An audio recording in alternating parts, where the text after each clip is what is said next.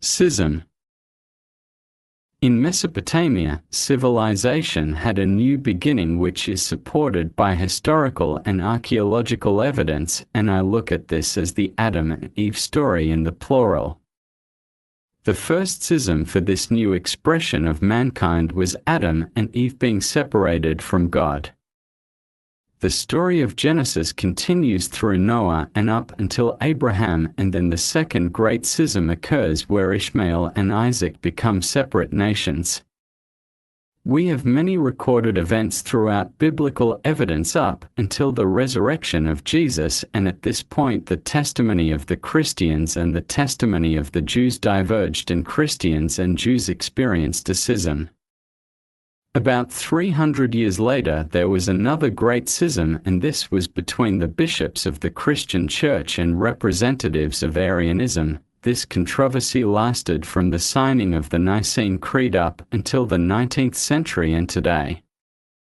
Some 1,000 years later, after the signing of the Nicene Creed, the next great schism in Christianity was due to the complaints by an Augustinian monk, Martin Luther, directed to the Catholic Church because of the Catholic Church's corruption, and this caused a reformation in the Catholic Church and the formation of many Protestant churches. In the 19th century, mankind had experienced the Industrial Revolution and was so proud of their philosophies and their godlike achievements that again mankind had a schism against God, and the consequence was the apocalypse of the 20th century, and this was called the second fall of man. Such evil was surreptitiously enforced on us by the ideologies of the Huxley dynasty and Charles Darwin, and the Rockefeller dynasty and Alfred Kinsey. Society was molded into a secular state based on the acquiring of wealth, and then the next schisms that occurred became schisms between men and women, and marriages became compromised, and even people's identities became compromised. People say it is a fault of religion that there is conflict in the world, but the people that cause these schisms are because of great personal convictions or circumstance, or doing it out of hatred, or seeking self-glory, or have an exacting ideological intent.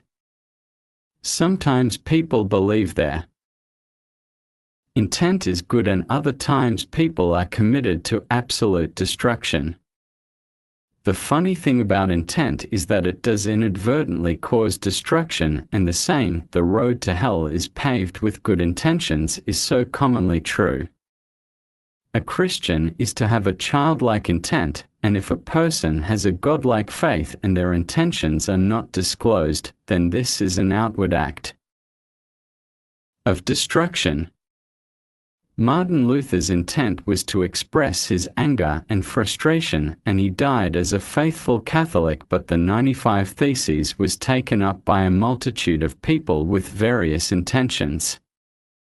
To me, any schism from one truth or paradigm to another is a very sad thing, but I am very content by the fact that I am a Catholic, and the word Catholic means universal, which embraces every expression of faith that humanity is capable of righteously discerning. Sometimes those faiths can have evil elements, such as paganism and satanic faiths, and faiths which require corporal and spiritual sacrifice, but the Church will fight evil and inculcate what is of the Holy Spirit and reject evil while respecting the core righteous values of a culture. Do you believe in God?